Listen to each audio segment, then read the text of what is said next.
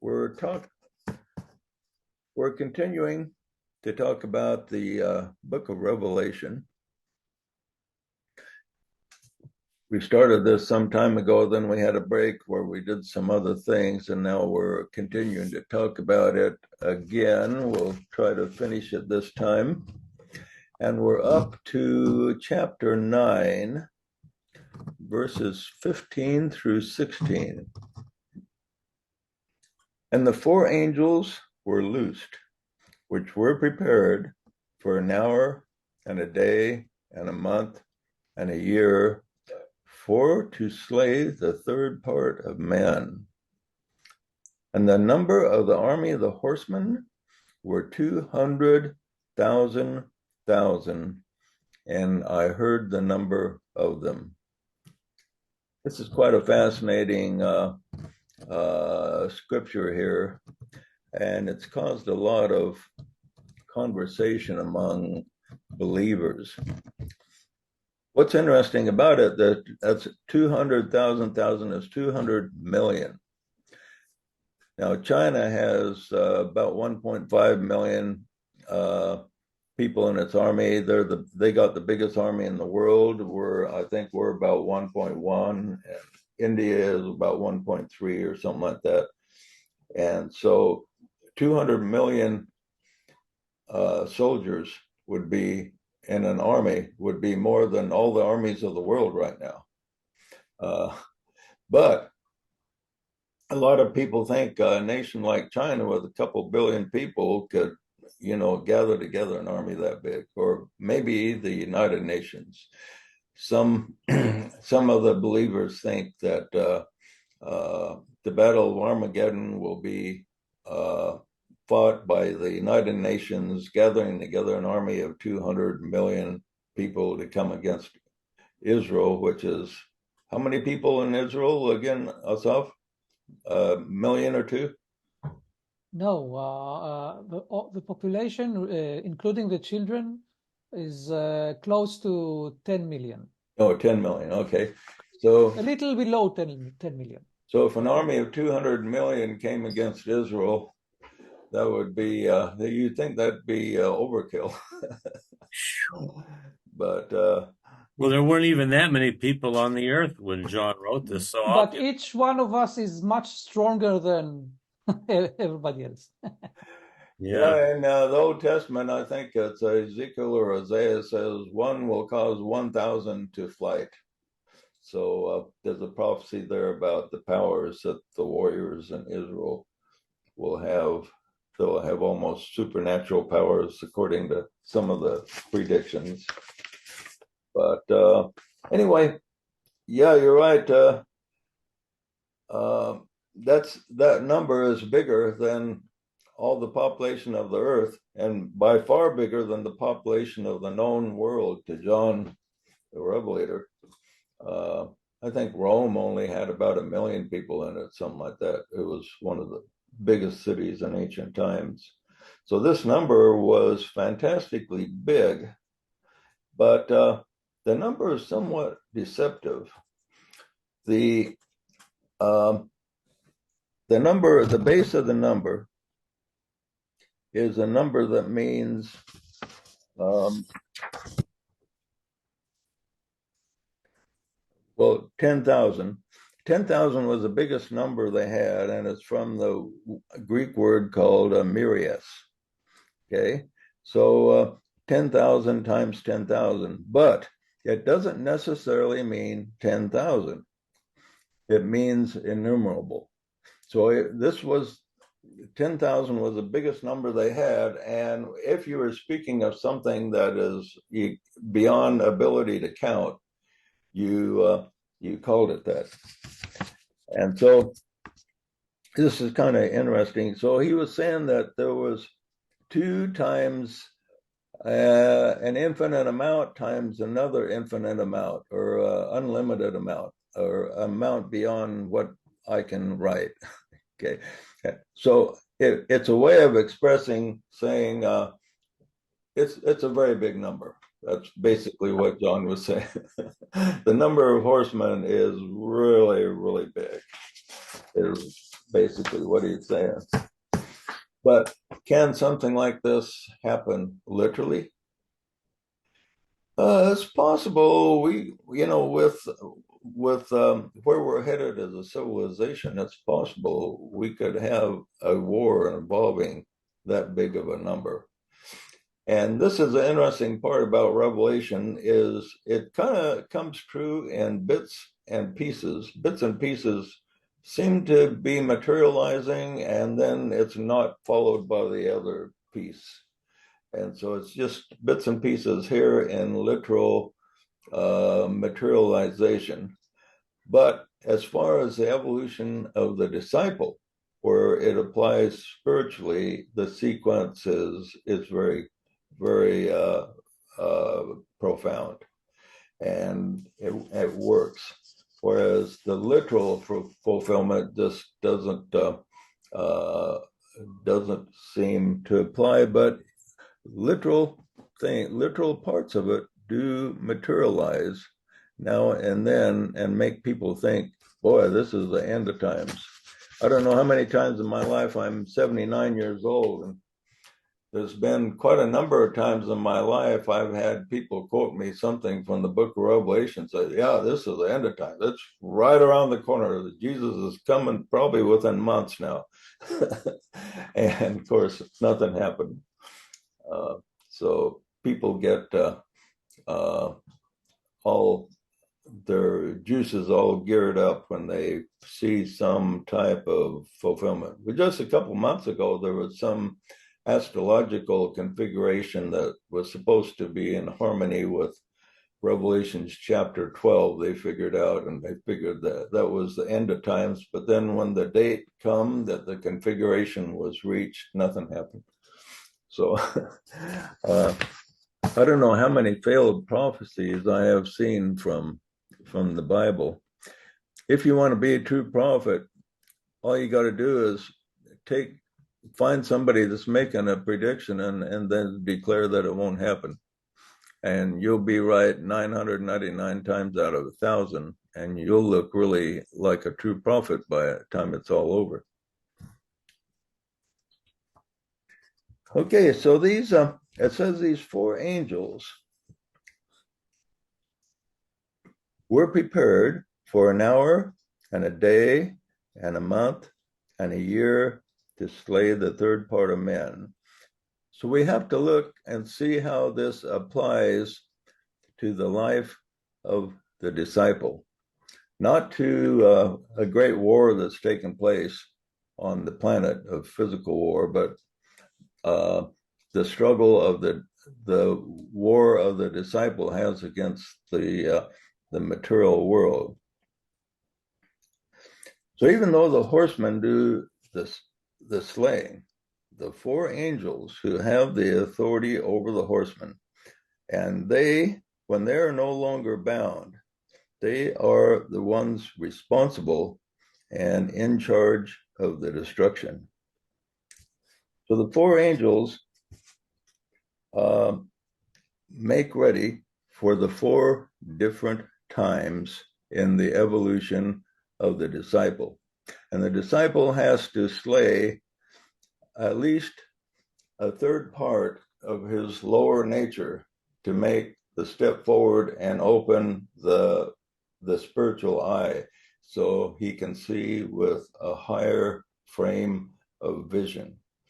And so these the first angel governs the would be the center at the base of the spine, and then the second angel would be the sacral center. Oh, sacral, okay. Yeah, and the third would be the solar plexus. The lower desires have to be controlled, and then the fourth would be like up around the throat center. And so when these are controlled, and at least a third of the impulses, because not all the impulses of your lower centers are bad. Some of them, when under the right direction, they can be used in a very positive way. But then the negative aspects, like, for instance, hate and jealousy and sexual misuse, different things like this, have to be slain so that the life energies can rise up and open up the higher vision. Now, this happens in a certain year, a month, a day, and an hour. So there's a certain year that it dawns on the disciple that he needs to control his body and to take care of it. Certain period of time that this dawns on him. So he starts taking better care of his physical body, realizing that this is a gift from God and it needs to be kept so it's usable, serviceable, so he can be of use to society. Then there's a certain month that dawns on him that he must direct his passions of sexual energy toward a higher way, a harmless way. This involves things like, if you're married, to be faithful to your spouse, to not go to excess, to not make sex the center of your desires in life and your energies, but to use it in a positive way and to use it under your control rather than let it control you. The third angel then directs the solar plexus. This is the day. And the third angel directs the solar plexus and the emotional world of the disciple. This creates the problem, solves the problem of the ego for him. So the ego gets in the way, and this has to be put under control of this third ego, these lower emotions. The lower emotions are both positive and negative. The negative is like fear and hate and loathing. Positive is like romantic energy, desire, all kind of just positive, good feelings from the lower centers. But when these are all under control, then the energies can be lifted up to the higher. And this happens in a particular day. It dawns on the disciple that this control needs to happen. And then the fourth angel governs the lower mind and the throat center. And there's a particular hour that this happens where he examines the illusions that govern him and deceive him, and a higher light dawns on him. This happened to the Apostle Paul. It talks about this happens in a certain hour. And it happened to Paul on the road to Damascus, and not on a day or a year or a month, but on a certain hour, he had the appearance of the Christ to him and asked him, why are you persecuting me, Paul? He says, doesn't it hurt you to kick against the thorns? And then Paul had this revelation in this hour that just completely altered his life. And the disciple will come across several things in his life like this. There will be a big event, but before this big event, there will be a number of smaller events where greater illumination will dawn on him. And as this illumination takes forth, the spiritual or third eye opens up, and he begins to see with clear vision. Before this time, he can be trapped in illusion at any time. And getting trapped in illusion is so easy for people. And really good people can get trapped in illusion. And this is what a lot of people don't realize, and you can't emphasize this enough. And disciples, most of the really good disciples of the world have overcome a lot of things in their life. And this last one, I won't say last, but one of the last ones, and perhaps the most important one to overcome, is illusion. Because you can be very sincere, very struggling to follow the highest you know, but if you're caught in some illusion, then you can wind up taking a path that is destructive, just because the person is deceived. And many people that are deceived throughout the world really think they're doing God's will. It's like Jesus said to the apostles, he says, people will seek to kill you and they will think they are doing God's will. And Paul, when he was persecuting the Christians, he thought he was doing God's will. But he was an illusion. And that event at Damascus took him out of the illusion. So he saw the truth. And so just trying to be a good person is not enough. And this is one thing that DK puts quite a bit of emphasis on is he points out that among many of the religious people of the world, the goal is to just be like a good person, and then you're going to get your big toe into heaven. He says that's just a step.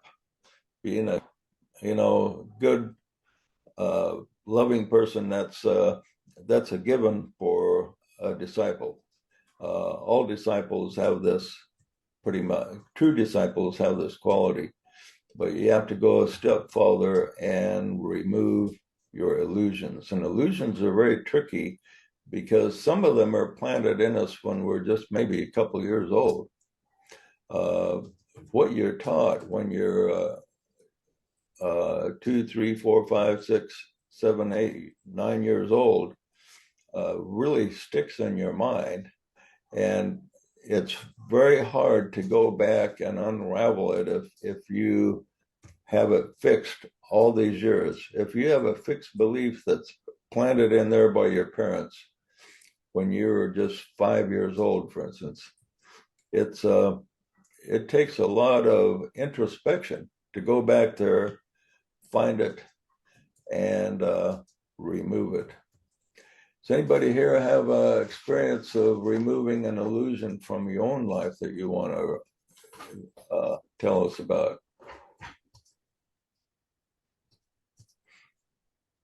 Well, I can tell you that when I first went on into the world, was growing up, and I had an illusion about how women are from my mother, and I was surely disabused of that in a hurry.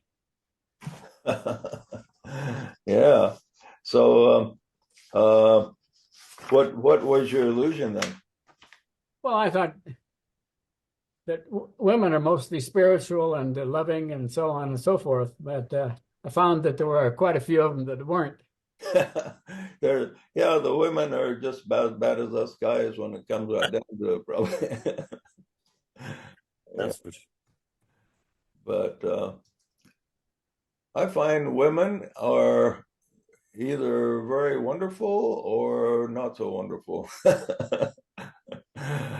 But the wonderful ones I like to be around. But okay. Well, illusions that my mother pointed out was an illusion. They had a lot of friends that had a lot more money than they did, and the illusion was, well, if you have more money, you're a better person, you're more successful, you're happier, and all that. And my mom would say, you know what? We have everything. They have a better car, but we have a car, and that's all we need. They might have a bigger house, but we have a house.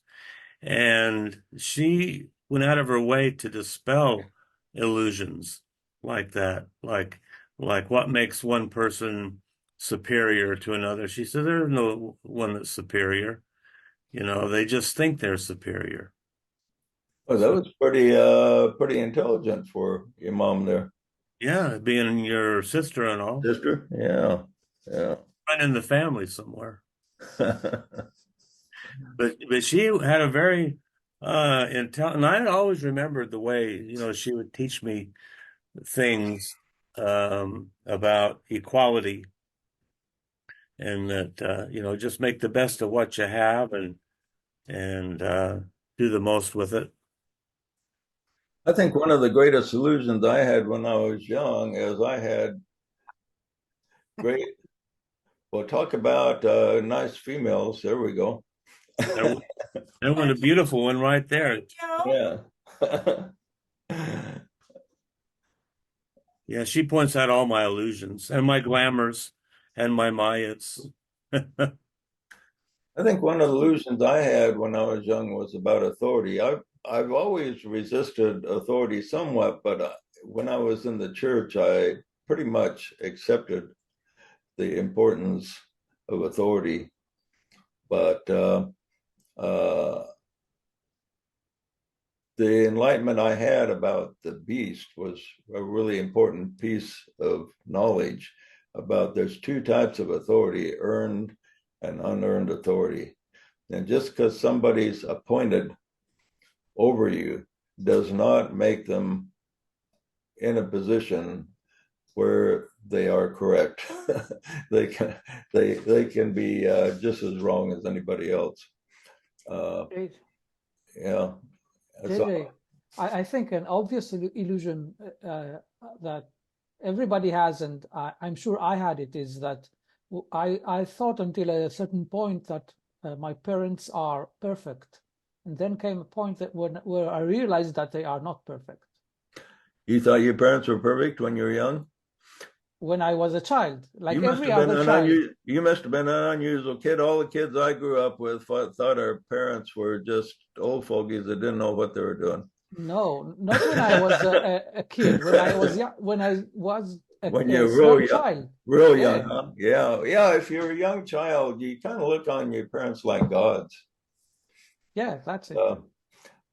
We learn a lot of wrong things when we're just little kids, and it's amazing what we have to unlearn. If we could unlearn everything we learn from the age of 0 to 3, we would probably have a lot more power than we could ever dream of.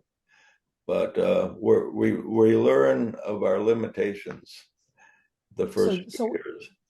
So if we use the law of the principle of the law of correspondence, then if we now look upon God as our Father, then that means also God is not perfect.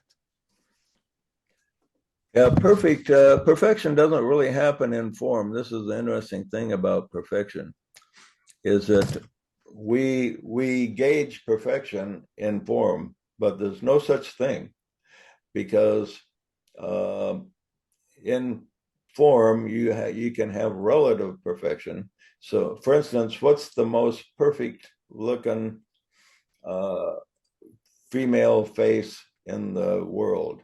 There's probably thousands of different opinions as to what that would be. Nobody can pinpoint what the perfect female would look like, for instance. Even so, though some of them are very beautiful, what's the most beautiful one? And you get all kinds of opinions on that. And so perfection is an illusion in this world that we live in. Well, I have to give you credit. You helped dispel a lot of my illusions about authority in the Mormon church when I was very active and returned from a mission, and had been out promoting Mormonism, and I thought the prophet was at one time was the mouthpiece of the Lord and the only true mouthpiece. And then you come along and said, well, did you know that there are people on the earth that are smarter than the prophet. And I had some friends that I was discussing philosophy with at the time, and they said, "You better watch that Joe Dewey. He's going to lead you down the wrong path, questioning authority." So they'd say things like, "Don't you know that when the prophet speaks, the thinking has been done, and that there's only one on the earth that has all the keys and the priesthood and that kind of thing." And then you pointed out that there were holy men that we know not of. And I thought, you know what? Well, it says right there in the scriptures, there are holy men that we know not of, and they've got to know more than the prophet. And all of a sudden that just dispelled that illusion like in an instant. And then kingdoms above the celestial, that was another one that just dispelled my whole limited thought on eternal progression, that it was endless, where, in the church you're taught that you can only progress so far in each kingdom, but you can't keep going and going and going. And then you said there are kingdoms above the celestial. I thought, well, boy, that makes a lot of sense. And all of a sudden dispelled another illusion. And it just happened instantly. But the big one was reincarnation. When you taught me reincarnation, and that dispelled all the illusions of that I had bought into about the plan of salvation, and how nothing that I was thinking made any sense at all. Yeah. Yeah, great. So I have to give you credit there on all your dispelling of my illusion. Well, thank you, Curtis. Yeah, I've had my share of dispelling, and it tells us here that a third part of men will be slain. In other words, a third part of our lower nature, and part of that which will be slain is the male and female energy will be set in alignment. And about a third of the male and female energies are misused. In other words, the male sends, the female receives. Okay, and this kind of is the way the authority systems work. The authorities send, and by male energy, and the female energy receives. And this use of authority, at least a third of it that's out there, is completely misused, and it has to be set in alignment. And this is part of the slaying of the third part of men. When it says men, it means humanity, or the human nature itself. So that's interesting when you think about it. Okay, any more comments on that subject? Well, man could also be the male, the yang aspect, which would be actions and ideas. So Yeah, a third of our actions could be out of order, and a third of our ideas, our way of thinking, could be out of order, the masculine side. right. And both of them are somewhat out of order, but the right now, or in the past couple thousand years, the male has been dominant, and it is being, a lot of the wrong actions of the male energy have been slain. So now the female energy is coming into greater power, and it'll need adjusted because whenever one of the energies becomes dominant over the other, there's quite a bit of misuse, about a third of it, about like it says there, and needs to be set in alignment. Okay, the next couple of verses we'll read over here to give us an idea of what we're up against. And thus I saw the horses in vision, and them that sat on them, having breastplates of fire and of jacinth and brimstone, and the heads of the horses were heads of lions, and out of their mouths issued fire and smoke and brimstone. By these three were the third part of men killed, by the fire and by the smoke and the brimstone which issued out of their mouths. For their power was in their mouths and in their tails, for their tails were like unto serpents and had heads, and with them they do hurt. And the rest of the men which were not killed by these plagues, yet repented not of their works of their hands, that they should not worship devils and idols of gold and silver and brass and stone and wood, which can neither see nor hear nor walk. Neither they repented they of their murders or of their sorceries, and nor of their fornications, nor of their thefts. So it's interesting. It's, you read these scriptures from the passages from the book of Revelation, and when you first read them, you may not understand the word there, but you have to acknowledge that it really sounds profound. It's not something that just anybody could sit down and write or make up.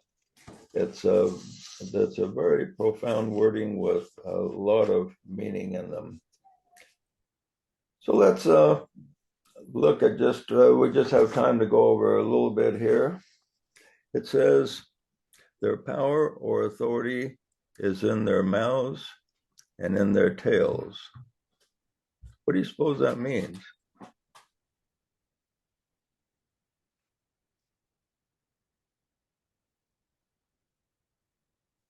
In their mouth would be the things that they say, but I don't know about their tails. Yeah. In other words, their authority is in with their words. So when they speak, they need to be obeyed. And in their tails, that's symbolic of the solar plexus area, and they have power over people's emotions. So we can watch this in the political world. What they say appeals to people's emotions. I'm going to do these things for you, and I'm going to give you a bunch of free stuff. Well, that appeals to the emotions of a lot of people. Or I'm going to crush your people you don't like and elevate people you do like. And so the politicians make all kinds of promises based on our emotions. So let's look at the first part of it. He says, and I saw the horses in the vision, and them that sat on them having breastplates of fire and of jacinth and of brimstone, and the heads of the horses were as the heads of lions. Now, most people interpret this as being symbolic of modern warfare. It sounds like John is describing some type of aircraft or armament of some kind that we're using, and that these 200 million men will be using. That's kind of what they're thinking. But it's quite a bit different than that in the life of the disciple. The disciple, he is the one descending. Now it talks about like a lion, and people forget. The people associate the lion here with something negative that scares people, but Jesus is called the Lion of the tribe of Judah. Now, why was he called the lion? He's also compared to a sheep that was slaughtered, but he's also called the Lion of the tribe of Judah.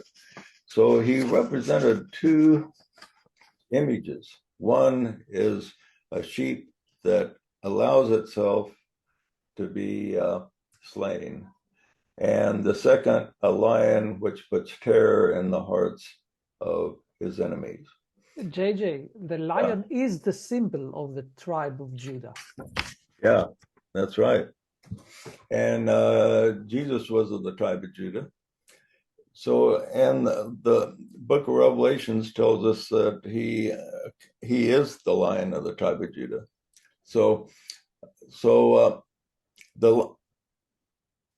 So when you look at Jesus, supposedly meek and mild, how was he symbolic of the lion?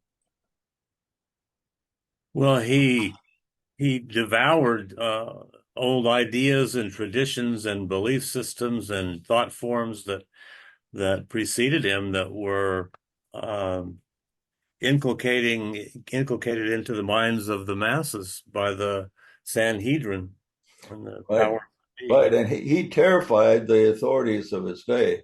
They say the authorities said, "Boy, if we don't do something about this guy, all the world's going to be running after him, and we're going to lose our power." So he put terror in the hearts of the establishment to the point that just similar to a lion invading a town and to pieces and scaring the daylights out of everybody. So it's interesting that in addition to being compared to a sheep, he was also compared to a lion because his words struck terror. They say, "You are trying to destroy our law. You're trying to destroy our way of life."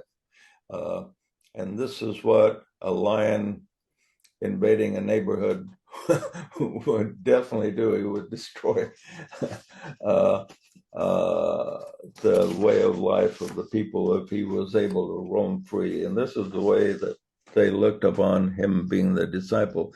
And this is what happens in the disciple's life is he will support positive change that will be opposed by the establishment, and the disciple will become have the power of a lion to put the fear of God in people that want the status quo preserved.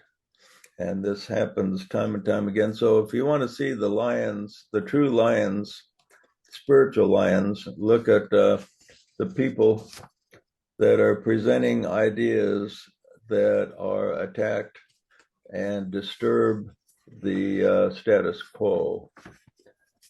Another thing Jesus said, "I'm not come to bring peace, but the sword." And his words were like a sword. You know, they divided asunder. They separated one way of thinking from another. Yeah. People think he just was a meek and lowly, humble shepherd, but you know, he was much more than that. Yeah, Yeah. when I used to go to Sunday school, they said, well, that doesn't mean the sword. They said that means the word. Yeah, the word is a sword. It are the sword. The Right. word of God, it says, divide asunder the body, mind, and soul, so to speak. Okay, we've gone